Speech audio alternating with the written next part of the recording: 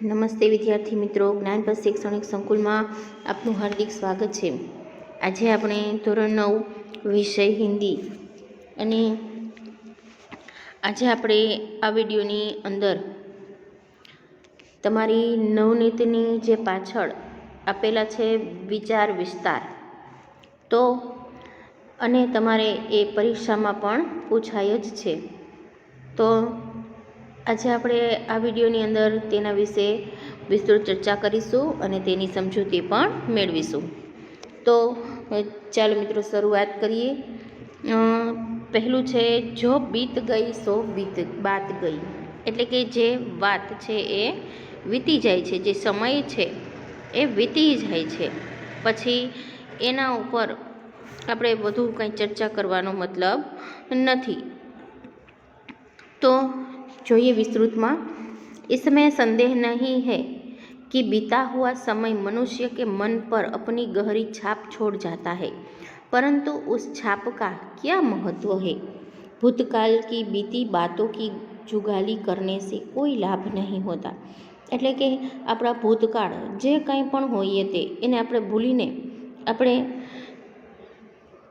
આપણી જે જિંદગીમાં આગળ વધવું જોઈએ, અને જે કંઈ પણ બની ગયું છે એને ફરીને याद करवानो कोई मतलब नहीं। बीती बातों पर अधिक सोचने से हमारी मानसिक शक्तियाँ क्षीण हो जाती है, हम अपनी क्रिया शक्ति खो देते हैं। पुरानी असफलताओं को याद करने से भविष्य भी अंधकारमय दिखने लगता है। कि આપણા ભૂતકાળમાં જે કંઈ પણ બની ગયું છે એને ફરીને યાદ કરવાથી આપણી જે માનસિક શક્તિઓ છે એ ઓછી થઈ જાય છે, ક્ષીણ થઈ જાય છે અને નાશ પામે છે, અને આપણું ભવિષ્ય છે એ આપણને અંધकारमय दिखावा लागे છે। सामने कर्तव्य पड़े होते हैं पर उन्हें करने का उत्साह नहीं रहता, इसलिए बीती बातों को भूल जाने में ही भलाई है। કે આપણી સામે જ આપણી મંજિલ હોય છે, છતાં પણ આપણે તેને જોઈ શકતા નથી, અને ત્યાં મંજિલ સુધી પહોંચવા માટે થઈને પણ આપણને કોઈ રસ્તો સૂઝતો નથી। એટલે કે વીતી ગયેલી વાતોને ભૂલી જવામાં જ આપણી ભલાઈ છે। पुरानी शत्रुता पुरानी कड़वाहटें दिमाग से निकाल दे और वर्तमान में चैन से जीने की कोशिश करे। કે જે કંઈ પણ જૂની શત્રુતા દુશ્મનાવટ છે એ ભૂલી જઈને વર્તમાનમાં જીવવાની કોશિશ કરવી જોઈએ।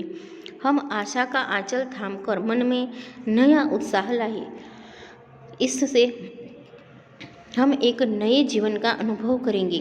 इसलिए जो बीत गई सो बात गई उक्ति का यही आशय है कि हम विगत के सूखे मुरझाए फूलों को फेंक कर अनागत के पुष्पों की सुगंध का आनंद लें।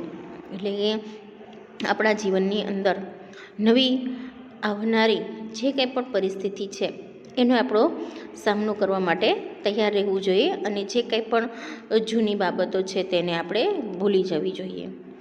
ત્યાર પછીનો વિચાર વિસ્તાર છે કર ભલા હોગા ભલા, તેની સમજૂતી જોઈએ। कहते हैं कि जैसी करनी वैसी भरनी, जैसा हम करेंगे वैसा ही पाएंगे। કે આપણે ગુજરાતીમાં પણ કહેવત છે કે જેવું વાવો તેવું લણો, તો એ અનુસાર કે આપણે જેવું કરશું એવું જ આપણને ફળ મળવાનું છે। આમ કે बीज बोएंगे तो आम के मीठे स्वादिष्ट फल मिलेंगे और बबूल बोएंगे तो कांटे मिलेंगे।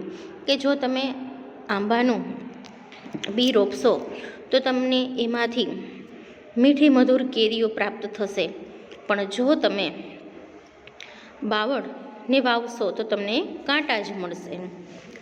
देने और पाने की यह शाश्वत परंपरा है, इसलिए यदि हम किसी का भला करेंगे तो निश्चित रूप से हमारा भी भला होगा। કે તમે કોઈનું ભલું કરશો તો તમારું ભલું પણ થશે। भलाई का बीज कभी व्यर्थ नहीं जाता, यदि हमने भलाई का बीज बोया है तो हमें उसके वृक्ष से भलाई के फल ही मिलेंगे।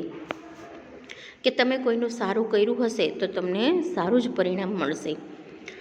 चींटी ने शिकारी के पैर में काट कर तोते की जान बचाई तो तोते ने उसे डूबने से बचाया। एक ग्रीक गुलाम ने सिंह के पैरों से कांटा निकालकर उसे राहत दी तो सिंह ने उस पर आक्रमण न करके उसे गुलामी के जीवन से मुक्त करवा दिया। इस प्रकार की हुई भलाई भलाई के रूप में ही वापस आती है। કે આમાં તમને કીડીનું ઉદાહરણ આપ્યું, સિંહનું ઉદાહરણ આપ્યું, તો કે એના દ્વારા આપણને શું જાણવા મળે છે કે તમે જો કોકનું સારું કર્યું હશે તો ભગવાન તમારું સારું જ કરશે। ત્યાર પછીનો વિચાર વિસ્તાર છે, બડા હુઆ તો ક્યા હુઆ જૈસે પેડ ખજૂર। હવે એની ચર્ચા કરીએ। बड़प्पन वही है जिसमें उदारता हो, परोपकार की भावना हो। केवल अधिक धन दौलत से ही कोई बड़ा नहीं हो जाता। खजूर का पेड़ बहुत ऊंचा होता है, भूखे पथिक को न उसके फल खाने को मिलते हैं और न थके राही को वह पर्याप्त शीतल छाया दे पाता है। उसके ऊंचा होने से किसी को कोई लाभ नहीं होता। कभी बड़ा उसी को कहते हैं जो दूसरों का भला करे और परोपकार में ही अपना जीवन की सार्थकता अनुभव करे। કે આપણે કંઈ પૈસાથી મહાન હોતા નથી। આપણે જો બીજાનું સારું કરીએ, કોઈને આપણે મદદરૂપ થઈએ તો એ વ્યક્તિ મહાન છે।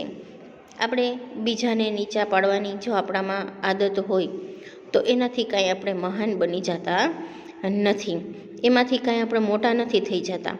પણ જો એકબીજાને મદદરૂપ થવાની પરોપકારની ભાવના હોય, લાગણીની ભાવના હોય, તેનાથી વ્યક્તિ મહાન બને છે।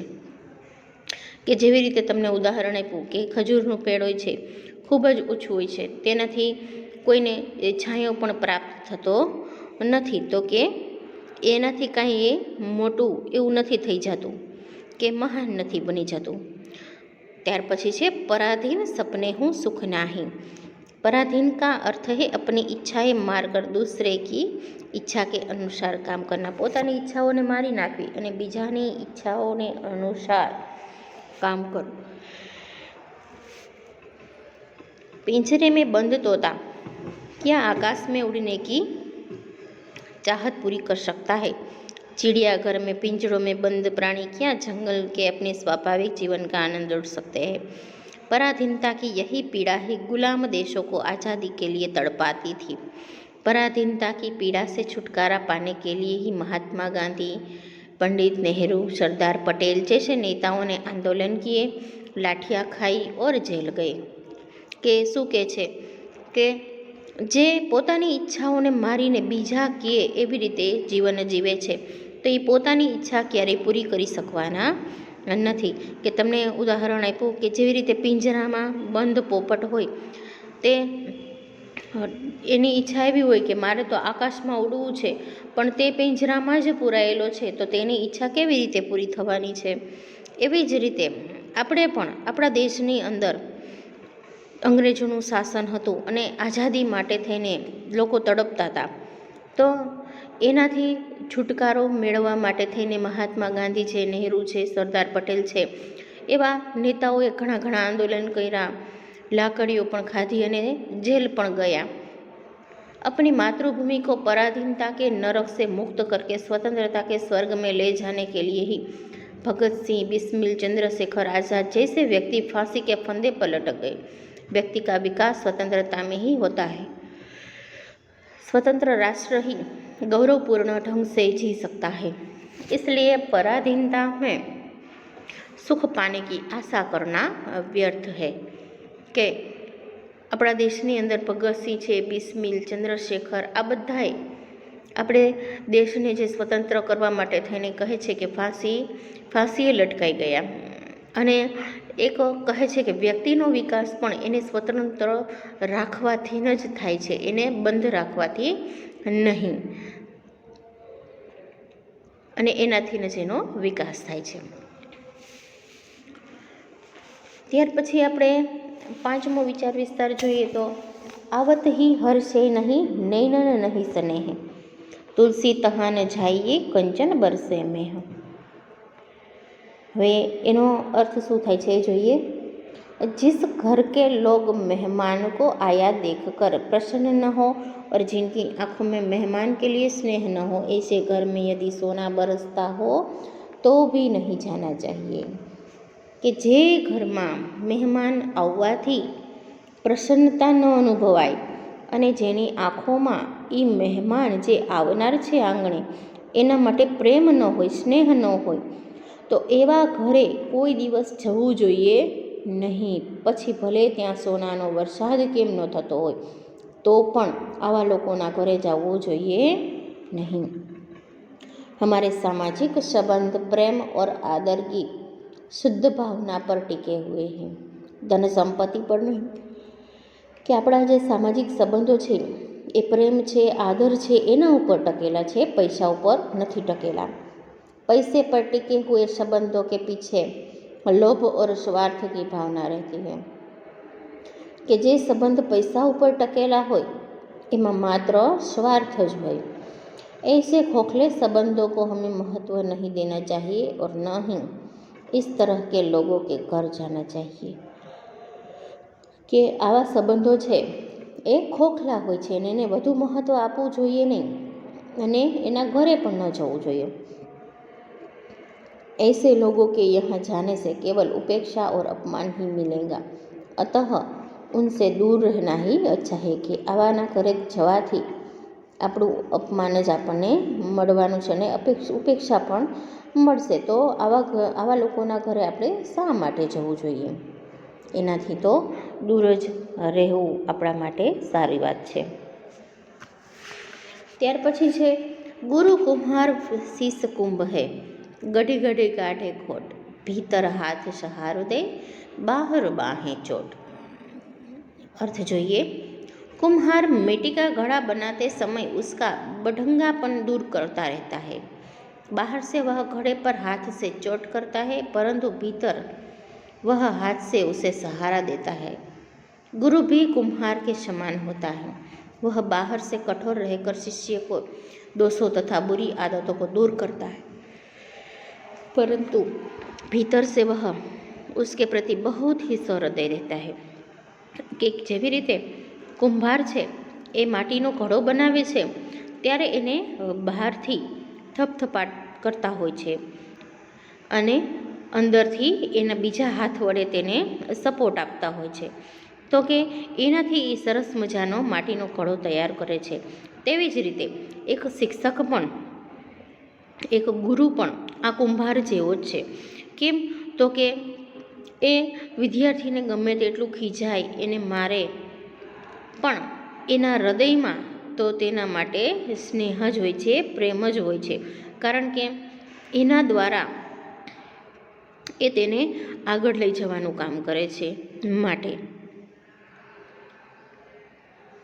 शिष्य भी गुरु के स्नेह का अनुभव करता है, इसलिए वह गुरु के कठोर व्यवहार को सहन कर लेता है। કે એવી જ રીતે જે શિષ્ય છે એ પણ ગુરુનો પ્રેમનો અનુભવ કરે છે અને એના માટે થઈને જ એના કઠોર વ્યવહારને સહન કરી લે છે। बाहर से कठोर और भीतर से कोमल, यही आदर्श पिता और आदर्श गुरु का लक्षण है। કે બહારથી કેવા હોય તો કે કઠોર અને અંદરથી તેનું હૃદય કેવું હોય છે તો કે કોમળ હોય છે। આ જ એક આદર્શ પિતા અને આદર્શ ગુરુનું લક્ષણ છે। ગુરુની જેમ પિતા પણ બહારથી કઠોર અને અંદરથી એકદમ કોમળ હોય છે। ત્યાર પછી 7મું આપણો છેલ્લો વિચાર વિસ્તાર જોઈએ। ऐसी बानी बोलिए मन का आपा खोई, औरन को शीतल करे आपहु शीतल होय। એનો અર્થ જોઈએ। हमारे जीवन व्यवहार में वाणी का बहुत महत्व है। वाणी के सदुपयोग से हमारे विरोधी भी हमारे समर्थक बन सकते हैं और वाणी के सदुपयोग से हमारे मित्र भी हमारे शत्रु बन सकते हैं। કે આપણે જીવનમાં કેવી ભાષા બોલવી જોઈએ, કેવી વાણી વાપરવી જોઈએ, તો કે એનાથી જ આપણા જે શબ્દો છે એના દ્વારા જ આપણા જે વિરોધમાં ઊભા હોઈએ છીએ ક્યારેક એ લોકો જ આપણા સપોર્ટમાં ઊભા હોય છે અને ક્યારેક એવી વાણીથી આપણા મિત્ર છે એ પણ આપણા શત્રુ બની જાય છે। એટલા માટે થઈને આપણે એવી વાણી બોલવી જોઈએ કે જેમાં અહંકાર ન હોય। क्योंकि अहंकार से ही वाणी में कटुता आती है। कि જ્યારે આપણા શબ્દોમાં જ્યારે અભિમાન આવી જાય છે ત્યારે એ શત્રુતા પ્રવેશ કરે છે અને બીજા લોકો સાથે શત્રુતા બંધાઈ જાય છે. हमारी वाणी अहंकार रहित होनी चाहिए, એટલે કે આપણા શબ્દોમાં બિલકુલ અભિમાન હોવું જોઈએ નહીં.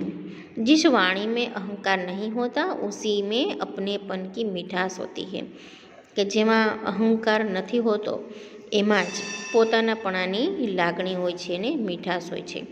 ऐसी वाणी बोलने से वक्ता और श्रोता दोनों को सुख मिलता है, કે એવી વાણી બોલવાથી વક્તા અને શ્રોતા, બોલનાર અને સાંભળનાર બંનેને સુખ પ્રાપ્ત થાય છે. આ બધા વિચાર વિસ્તાર એવા છે કે જેનાથી આપણા જીવનની અંદર આપણને કંઈક ને કંઈક એવો બોધ પ્રાપ્ત મળતો રહે છે, જેમાંથી કંઈક શીખવાનું મળતું રહે છે. તો આ બધા જ વિચાર વિસ્તારની સમજૂતી તમે છે કે વધારે સરળતાથી સમજાઈ જાય એટલા માટેનો મારો એવો પ્રયત્ન છે કે તમને એનું એકવાર રિવિઝન કરી લ્યો. તો આજના આપણા આ વિડીયોની અંદર આ માહિતી અહીં પૂરી થાય છે. જય હિન્દ, અસ્તુ.